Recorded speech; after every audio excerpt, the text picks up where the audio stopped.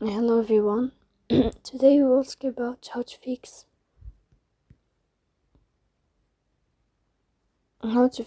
or how to solve the problem of BookMyShow app. You will click on settings. Here in this page you will go to apps, default apps, app settings. On above you will search about BookMyShow. Then this page of app info, you will click on first stop and you will click OK. Here you will enter to storage.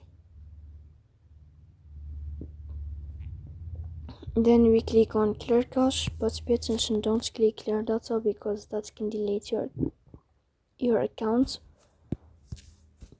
In the end you can turn off your phone and you can restart your phone again, so please don't forget to